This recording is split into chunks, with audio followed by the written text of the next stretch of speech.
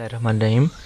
आज हम ATmega micro controller को यूज़ करते हुए एटमॉस स्टूडियो में एक छोटा सा प्रोग्राम लिखेंगे जिसमें हम देखेंगे कि कैसे हम कुछ वैल्यूज़ को ऐड करते हैं और उसका हमारे स्टेटस रजिस्टर पे क्या इफ़ेक्ट पड़ता है। सबसे पहले मैं आपको बताऊं कि स्टेटस रजिस्टर क्या होता है। स्टेटस रजिस्टर वो होता है कि जिसमें हमारे पास बेसिकली ये एक फ्लैग रजिस्टर होता है जिसमें हमारी जितनी भी ALU ऑपरेशन परफॉर्म हो रहे होते हैं, अरिथमेटिक एंड लॉजिकल ऑपरेशन जो परफॉर्म हो रहे होते हैं जितने भी, उनकी बेस पे कुछ फ्लैग्स जनरेट करता है। फॉर एग्जांपल हमारे पास ये, अगर हमारे पास आंसर 0 आ जाता है, ठीक है, तो ये उसके लिए एक Z फ्लैग को रेज़ कर देगा कि आंसर हमारे पास 0 आ गया।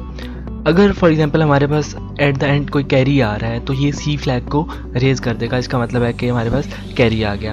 अब इसको थोड़ा और अच्छे से समझने के लिए हम यहाँ पे देखते हैं। फॉर एग्जांपल ये आपको यहाँ पे कुछ नंबर्स लिखे हुए नज़र आ रहे हैं। आप सपोज़ कर लें कि ये 8 बिट्स हैं, 0 से लेके 7 तक 8 बिट्स हैं। अगर तो हमारे पास कोई सी दो वैल्यूज़ को अगर हम ऐड करें या कुछ भी ऑपरेशन परफॉर्म करें, तो अगर हमारे पास D3 बिट से D4 बिट की तरफ कैरी जा रहा हो, फॉर एग्जांपल मैंने यहाँ पे कुछ एडिशन परफॉर्म की तो इस बिट से इस बिट की तरफ अगर कैरी जा रहा है, ठीक है, यानी कि 1 जा रहा है, तो इसका मतलब है कि हमारा जो स्टेटस रजिस्टर होगा वो H फ्लैग को रेज कर देगा।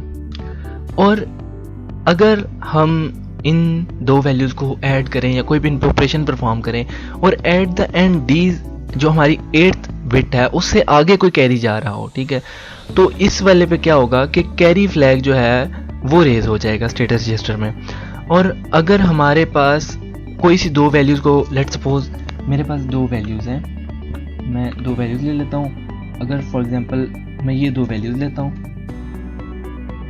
और मैं अगर इनको ऐड करूँगा तो ऑब्वियसली मेरे पास जो आंसर है वो एट द एंड सारा 0 आना है। तो अगर आपके पास सारा का सारा आंसर 0 आ रहा हो तो फिर जो है आपका जो स्टेटस रजिस्टर है वो आपका Z फ्लैग जो है वो उसको रेज कर देगा।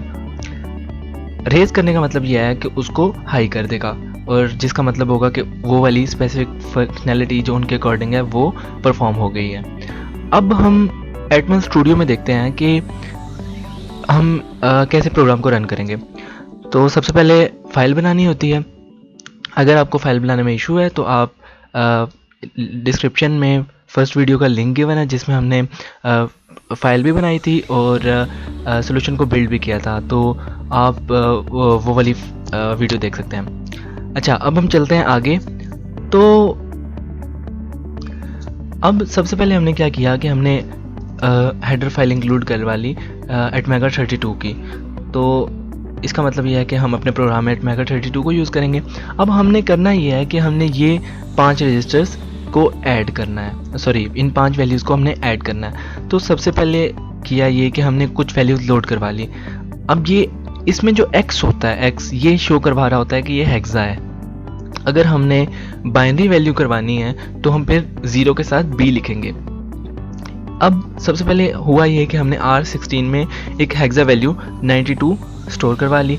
इसी तरह हमने डिफरेंट जनरल पर्पस रजिस्टर लिए और उनमें डिफरेंट वैल्यूज़ लोड करवा ली। इसी तरह R20 में हमने F5 हेक्सा वैल्यू लोड करवा ली। अब हम कर ये रहे हैं कि हम इनको R16 में ऐड करते जा रहे हैं। सबसे पहले हमने R17 को R16 में ऐड किया तो हमारे पास जो रिज़ल्ट आएगा वो R16 में स्टोर हो जाएगा। इस इक्वेशन को अगर मैं ज़रा एक्सटेंडेड फॉर्म में लिखूँ तो इसका मतलब यह है कि R16 is equal to R16 plus R17, यानी कि इन दोनों को ऐड करके दोबारा R16 में डाल दो, क्योंकि ये जो होता है ये हमारे पास डेस्टिनेशन रजिस्टर यानी कि ये उसकी पोस्ट है। अब इसी तरह नेक्स्ट टाइम क्या होगा, हमारे पास इसी तरह R18 R16 में ऐड होगा, R19 R16 में, और फिर फर्दर हमारे पास होगा ये एट द एंड कि हमारे पास R16 में R20 ऐड हो जाएगा।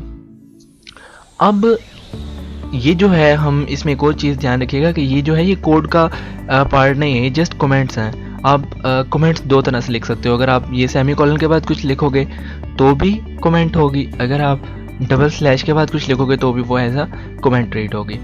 अच्छा, अब हम इसको रन करके देखते हैं। सबसे पहले हमने इसको बिल्ड कर दिया। F7 से आप बिल्ड कर सकते हैं, अदरवाइज़ आप बिल्ड पे जाके यहाँ से भी क्लिक करें तो बिल्ड हो जाएगा। अब हम इसको चेक करते हैं कि बैक एंड पे इसकी सिमुलेशन में क्या इफेक्ट पड़ रहा है। तो सबसे पहले हमने करना यह है कि यहाँ पे जाके Alt+F5 भी आप क्लिक कर सकते हैं या आप डायरेक्ट F10 भी क्लिक कर सकते हैं, तो ये इस मोड पे चला जाएगा। आपके पास कुछ इस तरह की विंडो ओपन होगी। अगर लेट्स सपोज ये आपके पास ओपन नहीं होती तो आपने यहाँ पे जाना है डिबग पे, और यहाँ से आपने विंडोज़ पे जाके ये प्रोसेसर स्टेटस है, आपने इस पर क्लिक कर देना है, ये यहाँ पे आ जाएगा। अब हम अपने प्रोग्राम को स्टेप बाय स्टेप देखते हैं। अच्छा, ये आपको स्टेटस रजिस्टर नज़र आ रहा है जिसमें 1 2 3 4 5 6 7 8 बिट्स हैं। तो इसका मतलब है कि ये 8 बिट का रजिस्टर और ये हमारा बैकएंड पे प्रोसेसर का स्टेटस है। अब हम इसको रन करते हैं, ये आपको नज़र आ रहा है। इसका मतलब स्टेप इनटू, ये स्टेप ओवर का मतलब है कि आप 1 बाय 1 स्टेप आउटपुट देखना चाहते हैं और आगे जाना चाहते हैं। अब जो है हमारे पास आप देख सकते हैं कि अगर हम यहाँ पे अगर हम F10 की प्रेस करेंगे तो ये नेक्स्ट फर्दर आगे चला जाएगा। अब सबसे पहले इसने फाइल को इंक्लूड करवा लिया। अब हम सबसे पहले होगा ये कि R16 में 92 होगा, तो हम R16 रजिस्टर पर चले जाते हैं। यहाँ पे आपको जनरल पर्पस रजिस्टर R16 नज़र आ रहा है जिसमें अभी फिल वक्त वैल्यू 00 स्टोर है, यानी कि कुछ भी नहीं है। तो अब हम यहाँ से स्टेप ओवर करते हैं। स्टेप ओवर किया तो आप देख सकते हैं कि अब ये R16 में 92 वैल्यू स्टोर हो गया है। फिर मैंने स्टेप ओवर किया, नेक्स्ट स्टेप पे चला गया और ये स्टेप बाय स्टेप हमें आउटपुट शो कर रहा है। अब R17 में 23 लोड हो गया, इसी तरह 66 R18 रजिस्टर में स्टोर हो गया और R19 में 87 स्टोर हो गया। आप राइट साइड पे देख सकते हैं इनके आउटपुट। इसके बाद जो है अब अगर मैं दोबारा F10 की को प्रेस करूँ या यहाँ से स्टेप ओवर करूँ तो अब देख सकते हैं कि R20 में F5 भी लोड हो गया। अब हमारी जो मेन कंप्यूटेशन आएगी, अरिथमेटिक ऑपरेशन जो परफॉर्म होने लगे जिसमें एडिशन है, इसके बाद हम स्टेटस रजिस्टर देखेंगे। तो सबसे पहले होगा ये कि जो R16 है उसमें R17 की वैल्यू ऐड हो जाएगी और एट द एंड R16 में स्टोर हो जाएगी।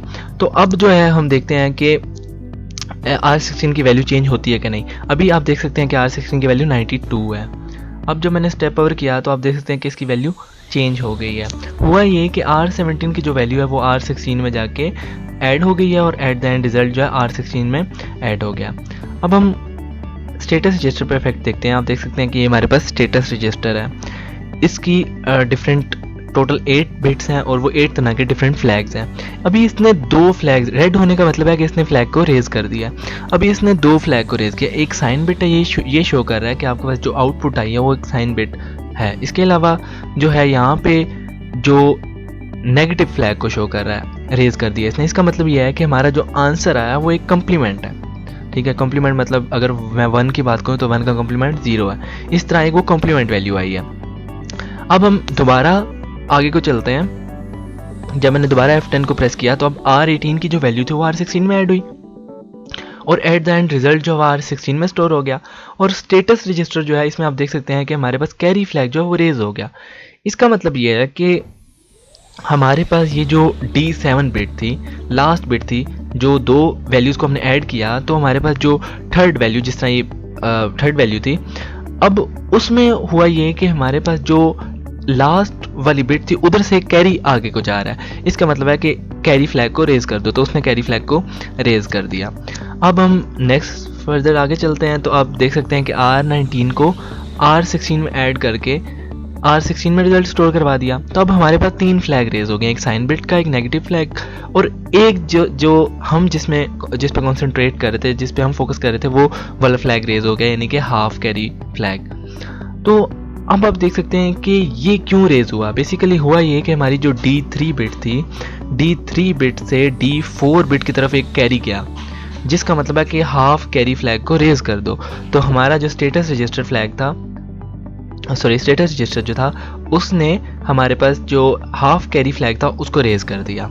अब हम फर्दर दोबारा